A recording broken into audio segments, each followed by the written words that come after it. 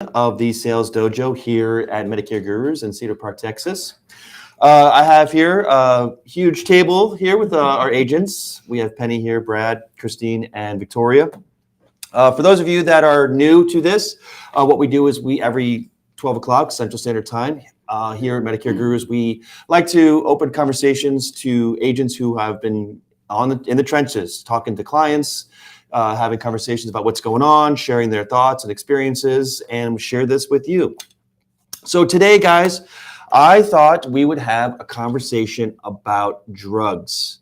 Man, drugs, dude. No, not that kind of conversation, but I was thinking about how medications are involved in our sales process, whether it comes to Medicare Advantage or Medicare Supplement. I know it's different on both sides.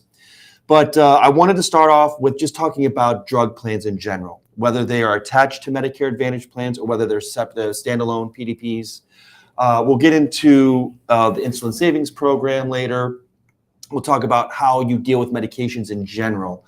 But really what I want to start off with is your experiences with how you incorporate drugs in your conversations, whether it's Medicare Advantage or Medicare Supplement. Let's start with Medicare Supplement first. Brad, I'll start with you. What are some things in terms of, I guess, strategies? What are some strategies that you try to incorporate on the fly when you're having conversations and the conversation leans toward their drugs? Mm-hmm. Well, first of all, I always say, look, I need your drugs that you've taken within at least the past 2 years. You know, what's going on. Now, sometimes people are hospitalized. They get put on a lot of medications that shows up in their report. They don't know what they had.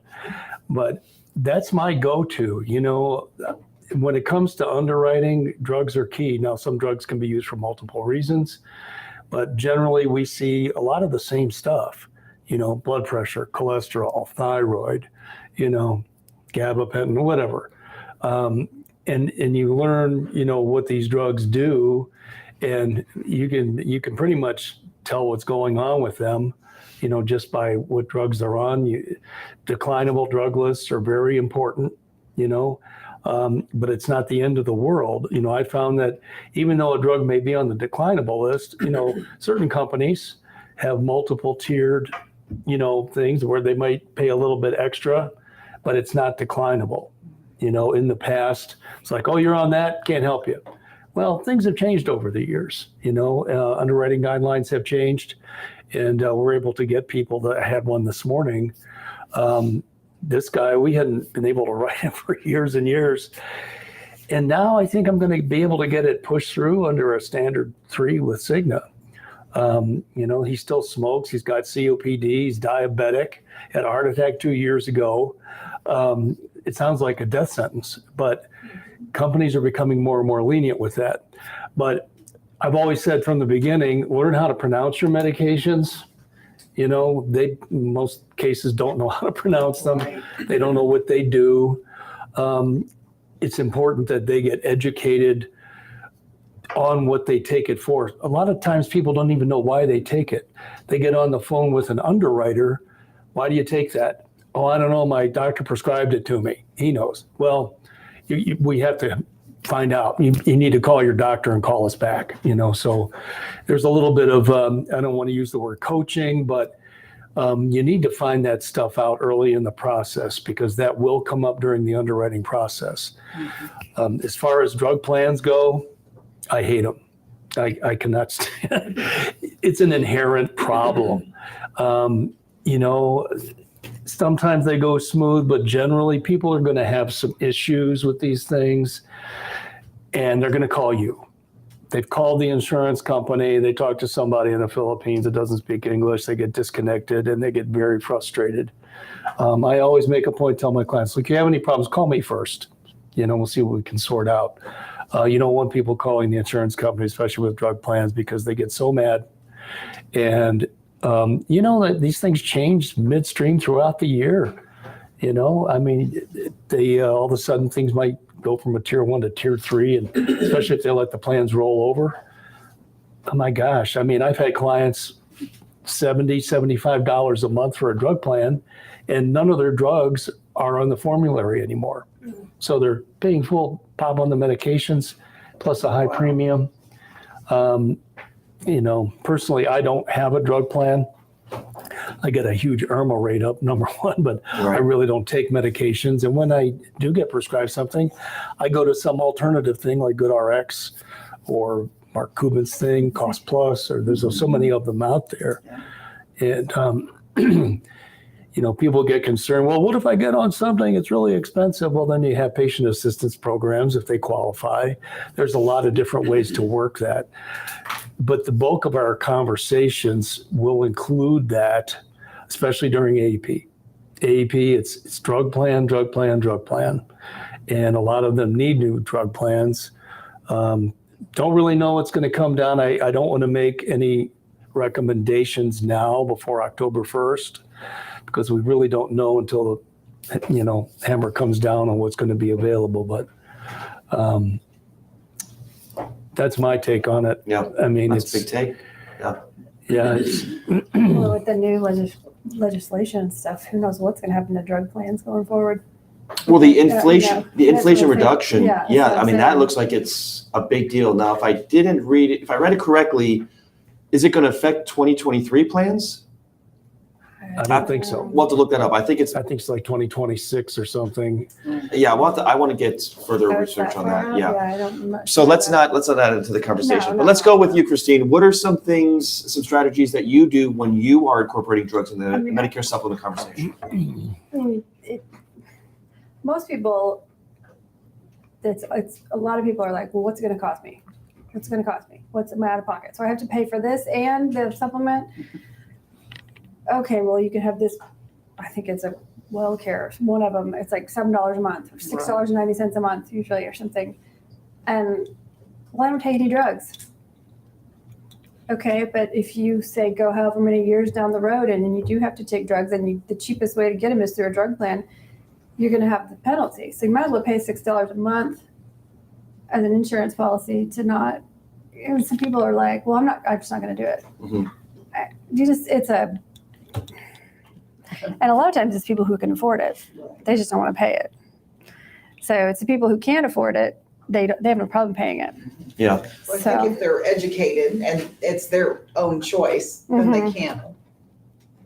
Even people who are very educated on the subject, and I have gone through scenarios with people before about exactly how the penalty is calculated and what's going to happen if you don't buy it and whatever. And it's not up to me. So Yeah, I think we want to lean toward that. Like, we are the experts not up to and me. we explain how things work. Mhm. And it is our job to say, look, if you are super healthy, you don't take any medications, that's fine. This is what it's going to look like if you end up having to get Exactly. antibiotics down the road that could be expensive, or for whatever reason you have to pick up a medication. If you hop on a drug plan, there'll be a penalty. It's not a big deal. Yeah. So in Brad's case, you're healthy, you don't need to get a drug plan, and you'll be able to handle the payments if you do have to get any medications. So other than that, that's what we do, is we educate them. So I think that's the first step in talking about drugs is, besides the underwriting process, which is another beast, like we educate them. We Right, say, yeah. look, this is how it looks for drugs. Medicare is medical costs. Your supplement covers your medical costs. Now let's talk about your drug costs. It could be a Then very, very quick if they're conversation. taking a lot of medications, then you do have to kind of try to do a little bit more work and figure out what the best route for them to take is. I've had somebody that's on diabetes, several different kind of diabetes, and she is trying to find something cheaper, but we found out what she's already taking is the cheapest, but she's trying to find something cheaper, and then it's not cheaper. And we've tried every single Yeah. which way, and upside down and over, and so we still have to kind of, One thing I want to interject. VA. Always ask, are you VA eligible? Because VA drug plan, it's great. Far surpasses Medicare Part D. I just had Does a that client on include the phone this morning. TRICARE? Well, not necessarily just TRICARE. Just if Actual they serve, and they're eligible for VA benefits, get your drugs through the VA. Mm. They might have to go down there, but the difference in price is massive. Well, they mail them too. So Yeah. Yeah, and I just had a client this morning. He's paying over $700 a month for his supplement. The guy's got money, but I'm like Jerry. That's ridiculous. He uses the VA for everything. Mhm. He had a heart attack. They pay for everything 100%. I mean, he uses the supplement he's got a doctor he likes, he sees him. But I wrote him up with a high deductible plan. Yeah. And he gets all his drugs from the VA and pays a fraction of what he would. It's also creditable coverage, Part D. So you're not going to get penalized if you utilize that. But that's something to always ask, because we're dealing with a lot of seniors. A lot of these people were in the military, and the men in particular. So you don't forget to bring that up, Yeah, that's important. So I just. Good point. Yeah. So with that, our first step being education, and let's now get into underwriting with drugs. What are some ways that you guys try and bring up the sensitivity of underwriting, especially with their medications? Well, when it comes, if they're not an OE, then yeah, I mean, I just, so first of all, what I do is because I think the common confusion some of these people have is even though the Medicare supplement doesn't cover drugs, we're still asking what drugs they take. And sometimes that confuses them and makes them think, well, then it's also going to cover my drugs. And I'm just very clear about, look, I'm getting your drugs because, we're going to try to, some insurance companies care about these drugs and some don't. And so that's why we're getting those, but this has nothing to do with prescription drug coverage. And I just kind of preface it with that we're going to see who we can get you approved through. Look, this is what I'm doing.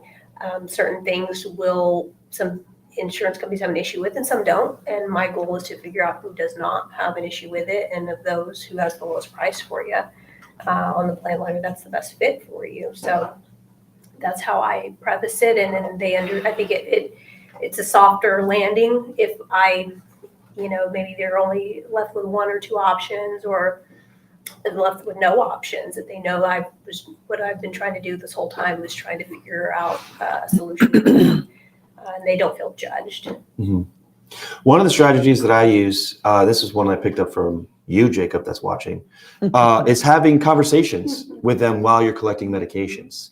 We get to this habit of like, okay, now it's time to take out your drugs. We got to qualify you. And you're like, okay, next. You can hear like the rattle in the background of all their drugs. And you're like, oh boy, here we go. But when you're like building that rapport with them within the collection of the drugs, it really calms down the person, and it really clears their mind to say like, okay, this is a relationship building exercise.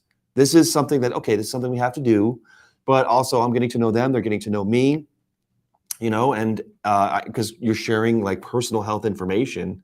And so when you're able to throw in a couple little, not jokes, I never want to joke around, especially like this, but have like, conversate, like just minimal conversations within, an opportunity to have a conversation. It really makes the process move quicker, but also it makes it a lot easier for both parties. Yeah, to help these people not feel judged, because sometimes they feel like they're being judged, or they will be judged because they have a bunch of medications and they say, oh, you have your pen ready, I have a whole list of them. I'm like, oh, I've seen it all, I've seen way more than that. And don't make them feel judged, and that, look, we're just trying to figure something out for you. And there's, especially I notice people get a little quiet with drugs that are related to mental health.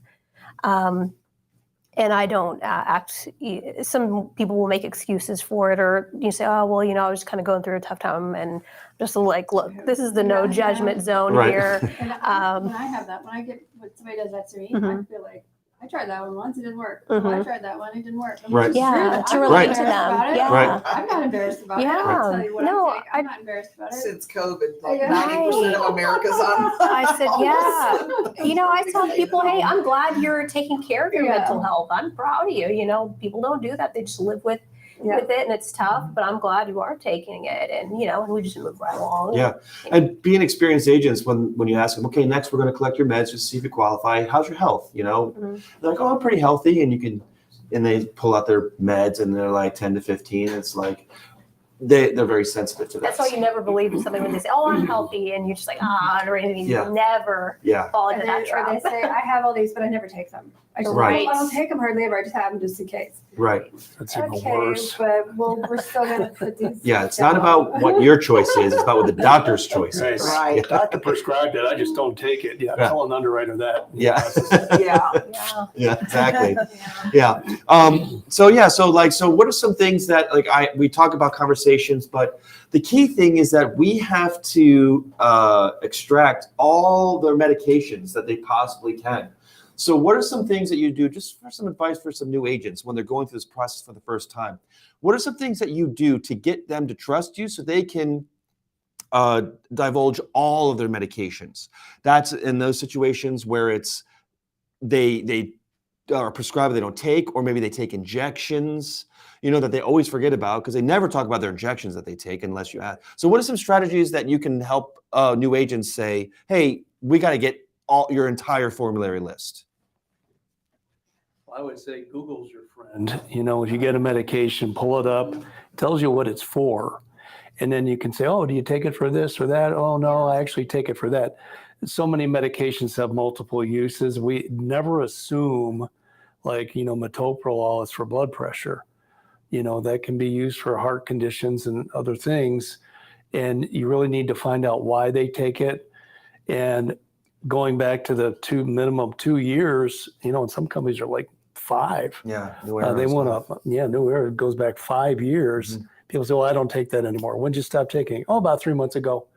Still have to put it on there, Right. And it's, you have to be thorough with that. The insurance company sees it, it's going to come up. It's going to be an issue. The more things that you can uncover up front and put in the application and the special notes, the more likelihood your application will be approved. So to go off of that, how do we alleviate that tension? Because you're going to have people like that are sensitive, but also they're going to give you some pushback. And we obviously have to tell them this is part of the process. We have to put this on there. If they're starting to get uncomfortable, or if they're like, I really don't like this process, how do we handle that? I've never had an issue with that, really. It goes back to building the trust. They're going to give you their social security number and bank info and everything else. If you're at that level, they don't have a problem giving you the medications. It's almost like you go to the doctor's office and the nurse comes out. They're asking all these questions. You have this questionnaire. They want to know all this stuff, how many drinks you have a week and all. It's the same thing. We're professionals. We have an interview process that we have to do. They're being evaluated. And you have to take that persona. Like you said, this is not a part of the process where you joke around. You're serious here. Right. You're a professional. Let's go through this. The people, joke around with height and weight. Well, I hate to ask a lady this question, but my mom always taught me never ask a woman this, and I need to ask you what's your approximate height and weight? Yeah. Right. It's very matter of fact. Everything is, but you have to be thorough. Why do you take that medication? I don't know. Well, here's what it's typically used for. Do you have any of these conditions? Yeah.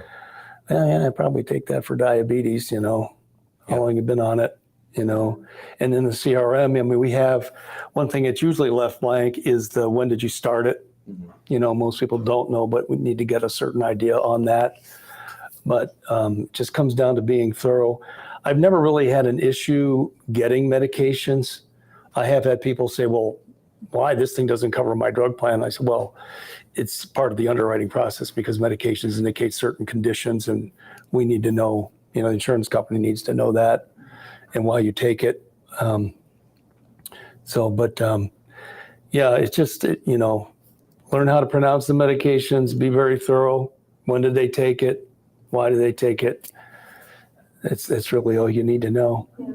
I think when they understand it's part of the underwriting and the underwriter is going to ask them questions later about this. Oh, yeah. And then, once you can explain to them, so if we're listing it as one of your medications right up front, then they know to expect it. If they have to go research, get the records and they find it later and you didn't disclose it, it looks like something funny is going on, like they will be more, We're going to shut that down. yeah, They're going to pull the microscope out and really look at it. right. They're gonna think you're trying to hide. So if you're disclosing, and Yeah. so a lot of people are like, oh yeah, no. And then I used to take this, but then he said to stop and let's just see for this last month or whatever, like I get all kinds of information, but I agree. I've not had issues with people saying the medications. Yeah. Yeah, it's not so much an issue of saying the medications, but I've had clients in the past hide medications. Yeah. Yeah. Nitroglycerin. Yeah. They were prescribed it, never took it. Did you refill it?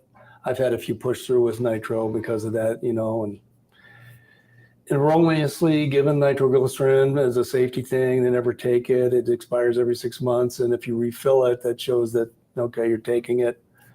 But in some cases, if it's just sitting in your medicine cabinet, you've never taken it, it'll push through, Depending on the prescription. Yeah. What I had a guy, who's hospitalized. Well, he went in, heartburn type of thing. Thought he was having a heart attack, angina or whatever. And they said, no, you got a little indigestion. That's all. They sent him home. But the stupid doctor prescribed nitroglycerin. And if it happens again, take this. His primary doctor says, no, don't take that. Get rid of it. Right. Never, you just can't take that stuff. But it was in the record. He didn't tell me. He wound up getting it declined, with Manhattan, because that's just a flat out no-no. But more and more, these medications are being more and more accepted. So you really have to call underwriters. Yeah. You really do. For the ambiguous ones. Yeah, if it is ambiguous, you're really not sure, don't just submit the application. Call the underwriter. They won't tell you for sure, but at least you'll know, here's the deal. Here's why we decline, and it's not always published. So that's why it's important to talk to them. And take good notes. Yeah, take very Yes, take, yes. Underwriter take spoke very to you. good notes, and even put that on the application. Got a prelim from Marty, said she'd be considered. Mhm. And I've had that plenty of times. I mean, as an agent what the underwriter's looking for. So if the client doesn't know what they take it for, you can't just take a stab at it or leave it blank if the app lets you. You have to have an answer. Otherwise, what's it going to do? It's just going to slow it down. It's going to make more work for you on the back end. It's going to confuse the client. It's not going to be as smooth as you promised because underwriters are going to start digging more and more. They're still not going to have the answers. And right, I've had plenty of apps go through for medications that maybe were normally declinable, but it was a one-off or is misprescribed. And I've put that explanation in the notes, and it was no problem. And it was super smooth. That's not always the case, but it really has made several of my apps go through really smoothly because, you kind of just are being preemptive with what's going on, do everything you can to make it smooth. And that helps, is getting all the info. Think like an underwriter is what I say. Mhm. So it's better just to put too many notes, explaining the situation, the specific situation, and then even prepping the client for saying, hey, you know what, this is exactly what I'm going to put in the app. They may call you to confirm that. And do you think your primary doctor could write a note saying, no, you don't need that. No, I don't. That was prescribed in error. We don't need that now. But if it came down to it, could that be something that you would get? And, and if it ends up being the case they need that, they kind of already have maybe looked into it, or it's not a surprise to them and they're not agitated when that stuff is asked for. Yeah. Mm-hmm. This might be just a one-off, but I'll ask you all, why do you think the drug plans are becoming more lenient with drugs? I think general complaints from consumers, things have to be done about drug costs. Let's face it, we spend more for drugs here in this country than anywhere else in the world. And, things like insulin, a lot of the diabetic meds, COPD medications, they just don't need to cost that much, and there's been a lot of consumer feedback to the government. They want the votes. So it's like they throw this stuff out there. Oh, we're going to lower the cost of insulin. It's not going to happen for 5 years, but we're going to lower it. So, it's just an inherent problem, really. They don't need to cost that much. They really don't. When you look at other countries and the same drug of what it costs, Canada's finally caught up to us. If you're an American, we pay a lot more for medications than the Canadians do if we even get it through Canada. It's. I think one of the reasons is for the same reason why you'll see conditions that had longer waiting periods, why they're being shortened, like for different types of cancer, AFib, different major things that you've seen that maybe were declinable before, now they're being considered, or waiting periods have been shortened, is because I think these insurance companies are starting to realize that even though these people are taking these medications, people are living happy, healthy long lives. This isn't, a death sentence just because they're taking this medication and putting everybody in this one little box, that they're a high insurance risk. I think they're realizing that people are actually more stable than they had thought in the past, and the risk goes down accordingly. Well, you and I were reading today that the insulin savings program is starting to become more pervasive with other carriers. I think they may have had it, but WellCare just now incorporated the insulin savings program to help with insulin costs. And even though the model, you said it's going to be only for a couple of years, I wonder if they're going to make it permanent, like make it affordable. I wonder if carriers are losing money on doing this, because you said like drugs cost what they cost, but they don't have to cost as much. So I was just curious your thoughts on leniency. The other thing that you guys were talking about were alternative drug plans like GoodRx or Cost Plus. How do you guys bring that up in conversations? Do they come up like in a Brad situation where it's like, I don't take anything, or like what are some strategies that you all do to bring in those GoodRx and Cost Plus conversations? Well, I had one just the other day that will be starting his MedSup and Medicare and everything soon. He's on a couple of very low cost, seems like a blood pressure and a cholesterol or something, but very inexpensive on his current, private insurance plan. And one of the things we talked about was, that penalty, when we talked about the drug plan, the penalty and what would happen, and the $6.90 plan, which was the one we ended up deciding that we would do when the time comes, set up, would be because his regular medications are still very low cost on that. And the plan, of course, is inexpensive. And then it'll avoid the penalty for later. But he has some mental health drugs that occasionally he picks up. And those were crazy prices. And they're going to go right to that $480 deductible. And because he's so healthy and takes so little medication, we developed a strategy together. In our conversation, with bonding and how this could work, is that he could just pick that up when if and when the time comes he needs it, he could pick that up through GoodRx. And he said, "Oh, I've got that on my phone. That's great," whatever. And it was like way cheap on GoodRx. And then he won't be adding to his deductible because his regular ones are like tier 1 or whatever and don't. Yeah. But then what that is a cost, like a way to measure if he does have some crisis or gets in a car accident or something big happens and he's suddenly on a bunch of medications, then he can pay the deductible. That was our strategy. We're talking about being smart and saving money and how to. GoodRx even has a higher up tiers. You can purchase a GoodRx plan. So you can purchase a GoodRx plan on top of it. You could pay the $6.90, but you can pay it's like $6, because I had to do that once, $6 a month or something, and it even reduces the GoodRx prices considerably amount more.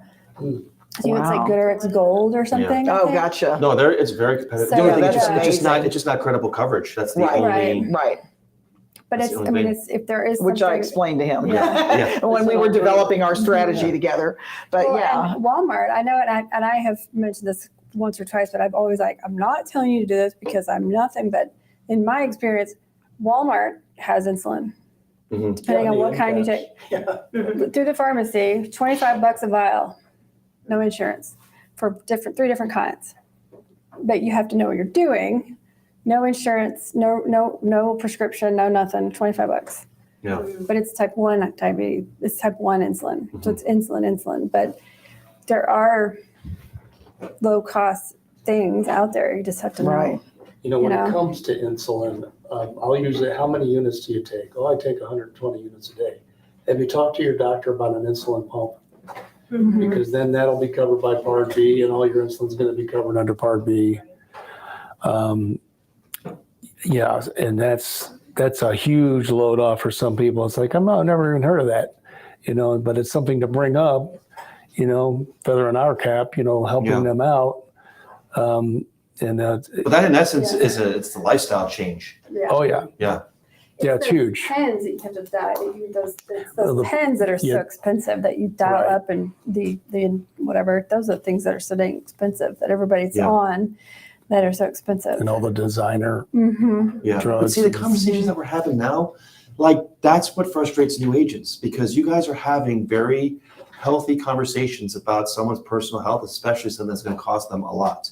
And when they hear that they're having these normal, everyday conversations with someone that they can trust, that's going to allow them to make a clear decision. So that it's really hard to get, like, being a trainer and being in recruiting, people who are not in Medicare, they ask, oh yeah, I'll pick up Medicare. Well, you got to pay attention to stuff like this. You got to know, it's been a while since I've done a GoodRx Part D comparison. Have you seen like significant differences with any specific drugs? And Yeah. I've had those conversations. I get the calls all the time.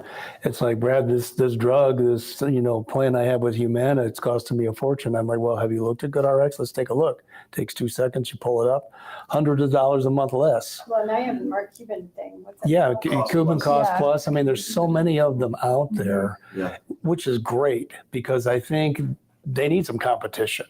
To show, okay, how come we can do it here for this? And I mean, VA, the difference in price between VA drugs and what you could get a drug plan, I mean, it's so massive, and they're still making money at the VA cost. Do you think that CMS is cognizant of these competitive, independent drug markets? Or do you think that that's not why they're making it more Well, accessible? I think, the biggest problem is the lobbyists, of course, in the drug companies. I mean, they want to dine these guys and all the peripheral stuff that they do for people in the government. They can charge whatever they want. Yeah, so they create laws to where, hey, charge whatever you want.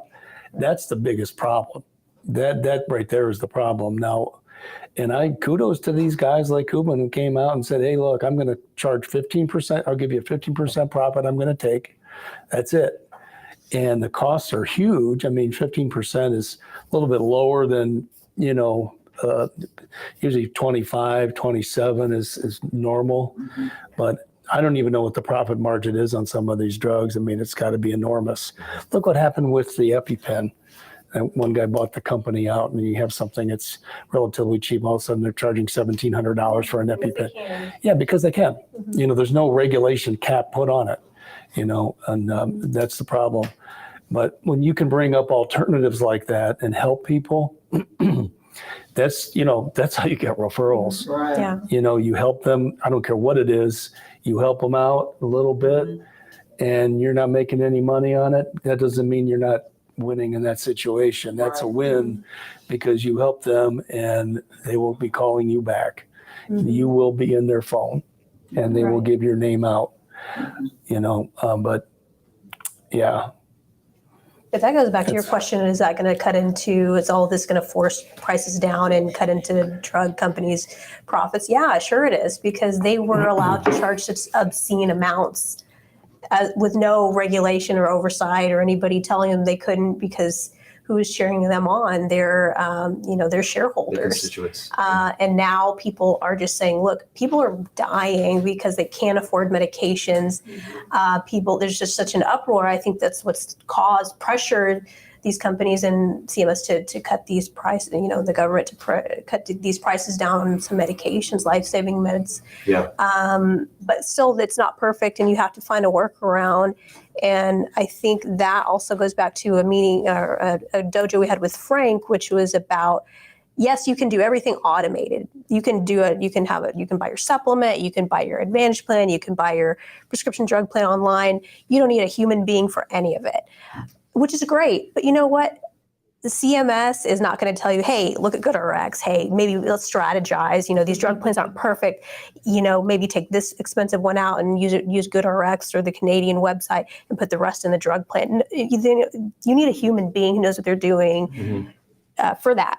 And they'll love you for it, Yeah, Jacob and I, sorry. I was just going to say, you said take one out. Sometimes people are taking name brand stuff and don't realize there's generic. Right. And so when you're going through their drug list, it's like, you need to have your doctor switch you from to the generic or pick up the generic because it made the drug price from $600 a month to $12. Yeah. Right. And when you go shop a drug plan on the Medicare.gov website, it's not going to tell you, hey, you should, take the generic if you can. They're just going to say, oh, this is what you take. This is what's going to cost. And that's it. And people are going to be like, this is outrageous, and an agent could have told them, hey, look, ask make sure you're taking all, generics and ask for cheaper alternatives or, things like that. You need someone who knows what they're doing to tell you that Right, stuff. they don't even know to tell the doctor or ask the doctor.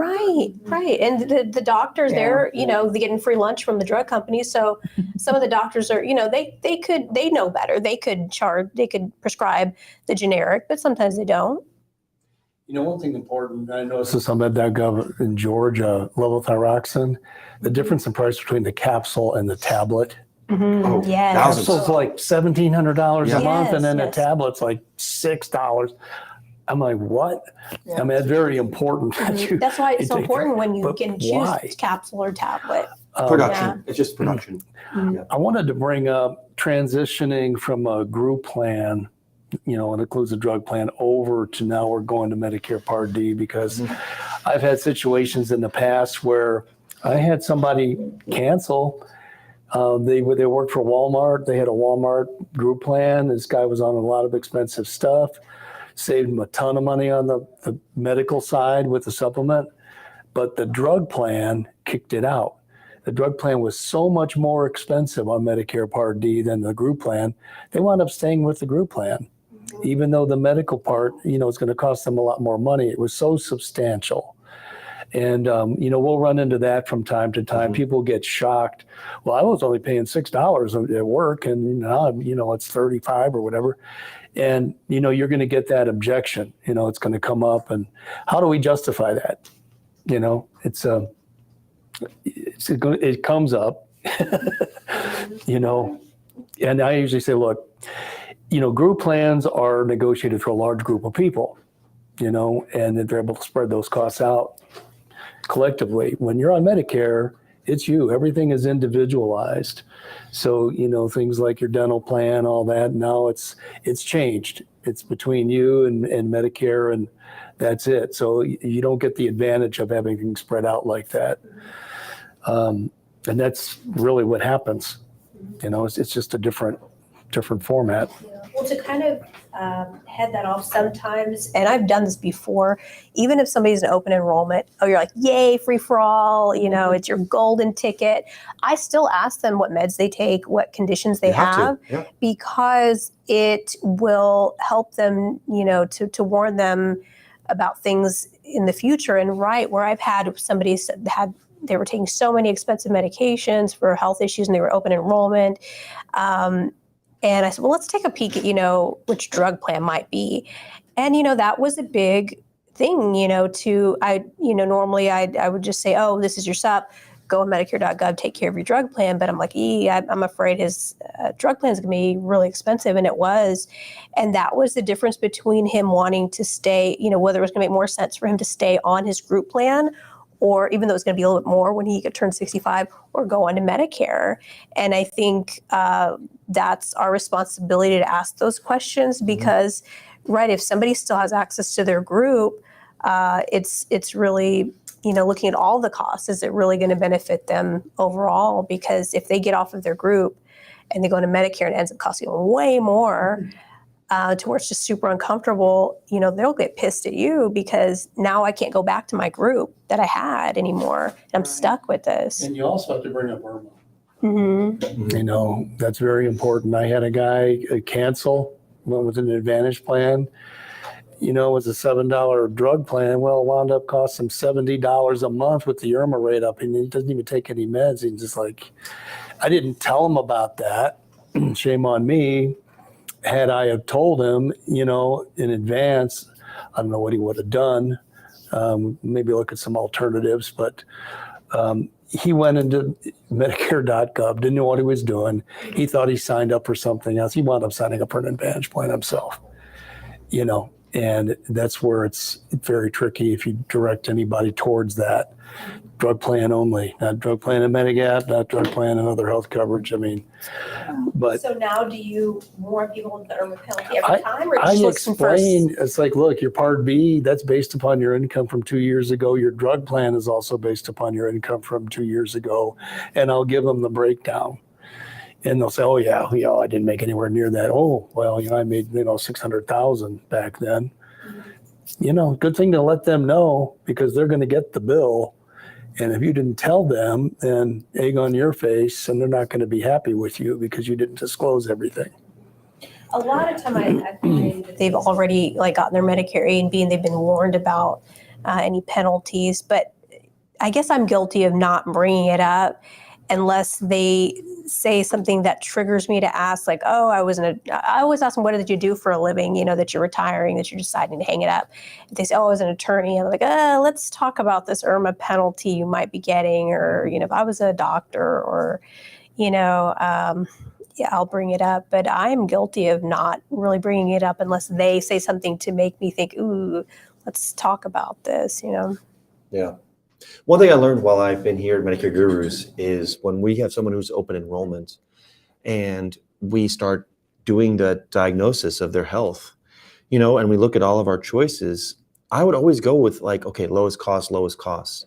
But now I'm like, well, if there's someone that is dealing with some health concerns, even though they're going to get approved, I'm now looking at which ones have a history of quick rate increases, you know? And then I'll go, well, let's go with this carrier because you're going to get approved. It might be $5 to $10 higher than the other one. And I'm not going to tell them that, but it's like, I'm going to go with this one, which probably sometimes $10 higher, but their rate increase is going to be a lot more consistent over the course because you're going to be in this one for a time. And if it does get to a point where there's a disparity between the one that you're in and the one that we can get you in, I want to have that option later down the road.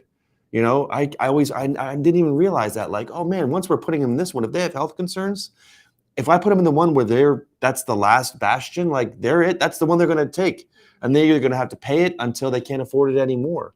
And then we got to get them an Advantage plan, or, you know, because they can't underwrite anywhere else. So I always found that fascinating, that changed my perception on how to present Medicare supplements when someone is open enrollment, when they have health concerns. don't get lazy during open enrollment. Ask those questions. Yeah. We give them For guidance, because if they, you know, you may warn, oh, you might notice from year to year your rate increases. Well, if you already know they have comorbidity, you know, Right. 3, 4, 5 things that are just going to decline them in the future, say, look, if we're going to put you here, this is my recommendation because of this. And unless regulations change with underwriting, you're not going to qualify, or something changes with some kind of SEP in your state, you're going to have to light it and stay I had a put. couple success stories dealing with assessing those situations with those clients. Because one client, I did that and I offered the rate, and they're like, well, I actually talked to another agent and they told me that Y company is, you know, $10 less. So why aren't you offering me that one? And it's like, well, that's a great question. Didn't, you know, balk at it. I didn't panic. This is why, because you have these health concerns. And my concern as your potential agent is that other company, you're going to start out low, but that rate increase is going to expand exponentially. And you're going to, in like 3 to 4 years, going to be paying, you know, almost, I've seen, I don't know if you've seen this, any of you, but you've had clients that have been around for 3, 4 years. I mean, you've seen some of those med subs jump like $50. It's ridiculous. We had one in Georgia, 30% increase after 1 year. You know, it depends on the areas. Well, even here in Texas, we see such large differences in prices. Yeah.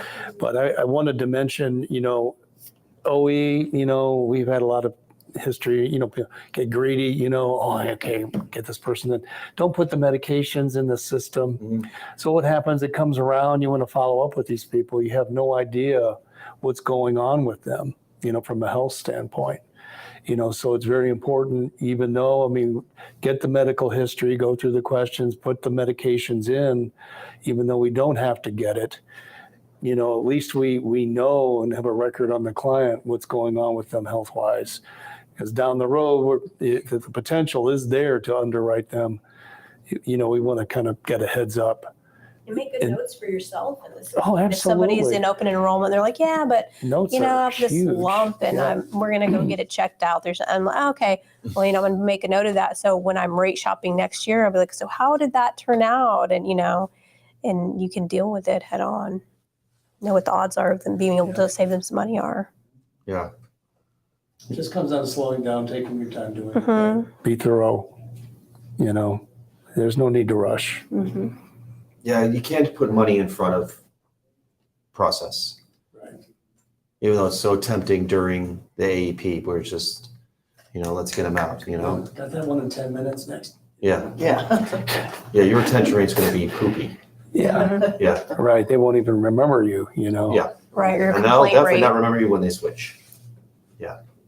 All right, so we got about 15 minutes left. I'm glad we talked about this through the MedSup world. We just have to have a short conversations on this if we have to, but let's switch to Medicare Advantage world. When we're doing Medicare, or when we're doing a health discovery through Medicare Advantage plan, obviously they're going to be approved, but what are some conversations you're having about their medications when you're reviewing Medicare Advantage plans? Well, I think it's really very similar process because it won't be, like you said, you're not going to be taking them through underwriting. However, I'm not going to recommend a plan that doesn't have half their drugs on the formulary because those are their regular drug. You need to know what they're taking. Yeah. So that you can help them find the right plan. Yeah.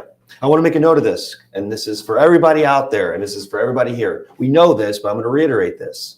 If you have somebody that is using extra help services, the federal program of limited income subsidy, if you're switching their plan, the majority of the time, the payments that extra help is giving to the plan is not going to change, but the drugs have to be on the formulary. They have to be on there. A lot of new agents come in and they're like, oh, we're going to switch them. You have to check to make sure those plans are on that formulary. Because I had that last week with a lady. She's on one plan and I'm trying to get her to switch to another one. And it's going to save her so much money because she kept complaining about how she doesn't get all of her prescriptions filled because they're too much money. Well, 3 of them are not on the formulary of the plan she's currently in, and she doesn't even know how she got in that plan. She doesn't know. Somebody switched her. She thought she was on something else. Somebody's What a on. mess. And so I'm trying to get her to switch to something else, but there's other stuff going on there. But 3 of her medicines are not on the formulary or her primary care doctor. They are not in network, and her drugs are not in formulary of the plan that she is currently enrolled in. Yeah. And she's And on she the has extra help. LAS. She's Yeah. Medicaid and LAS. But so her drugs cost her way too much. right. And so to get her switched into this other plan where her doctors are in network and her drugs are all in formulary, it's like a no-brainer, but that's another story. But yes, even on LAS and Medicaid and all that stuff, you still can have outrageous drug costs Mhm. if they're not on the formulary. Yeah. I tell people with these advantage plans, you can't concentrate on everything. You have to concentrate on 1, maybe 2 things in particular, because if you have expensive medications, and now these are people who are thinking maybe going, I guess people who are open enrollment and they're comparing, going on an MAPD compared to MedSup and original Medicare, or people who are already on a MedSup and they're thinking of going to an Advantage plan. I'm like, look, if you're taking expensive medications, that's what this plan's coverage is going to concentrate on. You have to be willing to maybe give up your doctors or not have a lot of dental and vision coverage or the little extra bells and whistles. But people who don't have expensive medications, you can concentrate on getting all the extras and seeing all your doctors are probably most likely, but you can't have it all. So you have to understand that. Yes, it's going to seem easier because all little catch-all grouped together, but you have to understand that there's downsides to it. And you maybe if you have a med sup right now, it covers all your hospital doctor stuff. Great. You have a separate prescription drug plan. It covers your drugs. Great. But know that this is a different world. The Advantage Plan is a different animal. And you just, as long as you prep them for that and, realistic with them, I think that helps people to make the decision if it really is a good fit for them or not. Yeah. There's a study that came out that they're trying to study mortality rates and why they are the way that they are in America. And it was because that these people are choosing to not pay for that tier 3 or up drug because they just can't afford it. When you look at your formularies, you'll see tier 1, tier 2, perfect. But a lot of those drugs that are tier 3 and up, there's a co-insurance involved, and that's super expensive. And you've talked to these people, they're like, oh, I just won't take it. You're like, what? Oh, I can't afford that drug. And it's a tier 3 across, and maybe they can't, they're out of the, extra help threshold or whatever it is. But, those are some tough conversations where it's like, sir or ma'am, like, then it hits that coverage gap and it goes from $200 a month to $700 a month, and then it's even So you really can't afford it. those conversations you have to tell them, like, look, it is my job to help you look for these good RX cost plus saviors, but also like you have to find a way to take these drugs. I'm not your doctor, but your doctor prescribes medication because it's for a reason, and you just they're just so flippant about that advice sometimes that I just don't understand. Like, well, if you have to take them, you have to take them. It's your body that's telling you you need to take these meds, So how do you guys handle those situations? I just tell them. I say, you need to know this is what's likely to happen, and then lay it out. Yeah.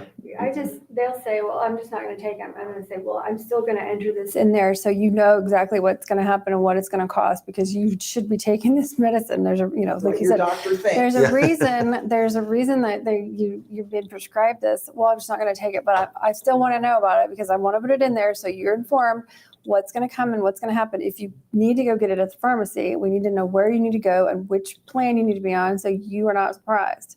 Well, I'm not going to take it. That's fine. That's your decision. But you need to take it, but we're still going to figure out how much it's going to cost you.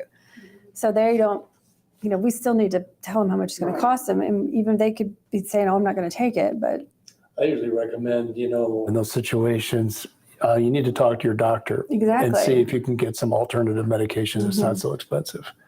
May not be as effective, but at least you'll have something to help address it.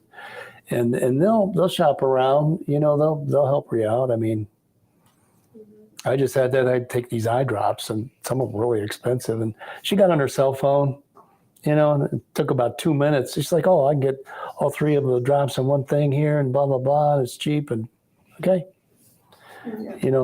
Sometimes the doctors, they don't think about what it's going to cost. They don't. That's just not in their brain. Company bottom lunch last. Well, that's where my mind goes. But I mean, that's. I think of advertising. But they don't. It's like, well, we're going to give you Eliquis. It's a great blood thinner.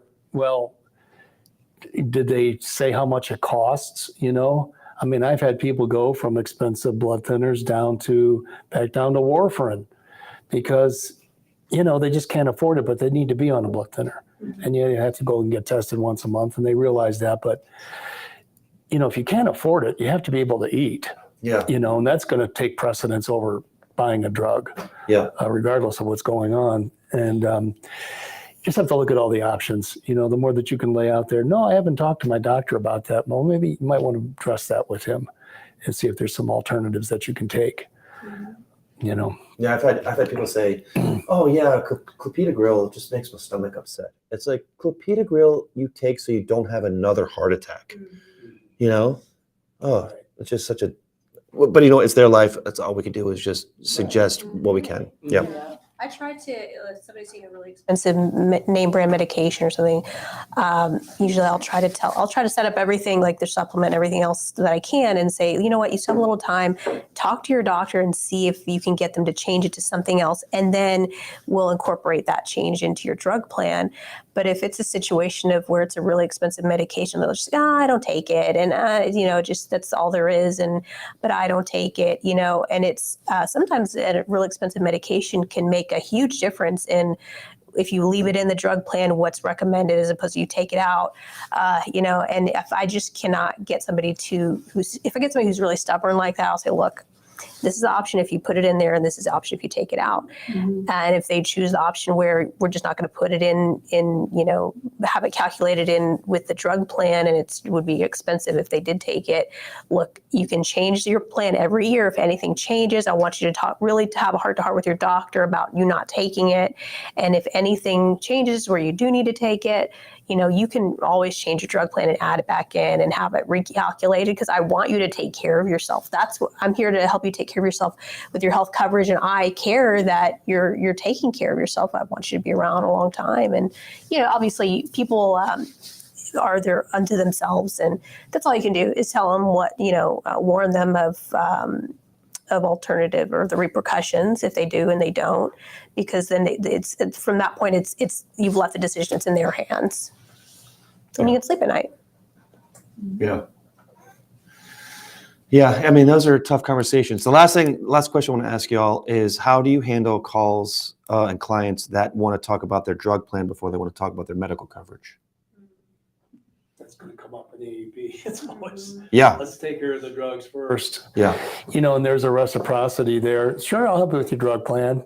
Let's talk about your dental and your final expense. And, once you get that and you help them out with that, it's like, okay, now let's get down to business, and look at everything, make sure that you have everything that you need. And so do you lead with drug plan or dental vision? well, if they, no, I mean, I lead with, if they're calling, they want help with their drug plan, I'll help them with it. I'll show them how to do it, because I don't sell them, I'll walk them through MedD on Medicare.gov, which is usually a simple process.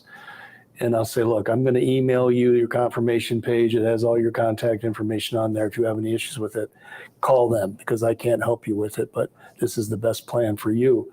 And then, we talk about everything else. Let's take a look at everything else that you have, make sure that you're in the best spot there. And like Jacob said the other day, they're in a buying mood. I mean, they're in business mood. You got them on the phone, and they anticipate they're going to spend some money, so it's never just do the drug plan and okay, thank you. You always have to bring up everything else that we sell, very important. And it'll be good for them too, because 9 times out of 10, we're going to save them money. Yeah. I always lead with, when they call in and they say, hey, I need help with my drug plan, I say, okay, we do that. But what we really do is we do what we call a Medicare evaluation. We want to make sure that you are spending where you need to spend. We want to see where you're saving, where you need to save. And so the first thing I want to lead with, because we will talk about drugs, is we start with your medical coverage, because that costs way more than your drugs. So what right now is your current Medicare situation? Do you have a Medicare supplement? Do you have a Medicare Advantage plan? What's going on? And then from there, I can talk about, if they do have a med sup, I can say, okay, here's where we can save money first. And then, because if you lead with the drug plan, I mean, I'm not trying to do it to, make money, because I do drug plans, but I really want to make sure that they are saving. Like Jacob always says, if you're spending $100+ on a drug, that's not going to be as much as spending hundreds and thousands on a medical situation, so we want to make sure that I evaluate you appropriately. So I like that. I tell people that, especially I get a lot of that when people want for like open enrollment, they're like, let's talk about drug plan first and supplement later. And I said, well, supplement, the cost on that is more important because they can vary so greatly and they're standardized. And let's talk over that. I feel like the drug plan is more of a visual thing. So I usually will help them with their supplement. But I'll tell them we'll address that and we'll make sure you're getting taken. That's easy. There are hundreds of options for your drug plan. Yeah. We'll get their SUP taken care of. And then as far as the drug plan is concerned, if I'll ask them, how computer literate or how what's the word I use? Well, just how Tech savvy? how tech savvy are you? Yeah. That's the nicer way to put it. How tech savvy are you? And if they're Right. like, I can get around. Okay, good. I have a preloaded email with screenshots and the link to go to Medicare.gov. I'm like, I'm going to send you something that's going to be super helpful, and it's going to carry you through the rest of your life. So keep this tool with you, and you can visually see, and you can adjust on your own and visually see the changes and the choices. And they're like, oh, I like that. And unless somebody's there's like, I don't know what a computer is. Right. I'm talking to you on my landline. Can you mail it to me? Yeah. Then I'll do it for them. But that's usually how I put it. Is Gotcha. the drug stuff is a more visual thing that you need to be able to see and see the different options. Yeah. Mm-hmm. Cool. Well, that's a good place to end. Awesome conversation about drugs, man. Totally awesome, bro. Yeah, it's great. Yeah. No, I mean, I think this is very helpful because we tend to forget that the conversation about medications, dealing with underwriting and drug plans themselves, it can be neglected because we are so myopic with trying to get that medical taken care of, that drugs can be, deterrent. So I'm glad we were able to have that conversation today. So thank you guys very much. And thank you guys for watching. I hope to see you all tomorrow. Rip is signing out. Thank you guys. Yay.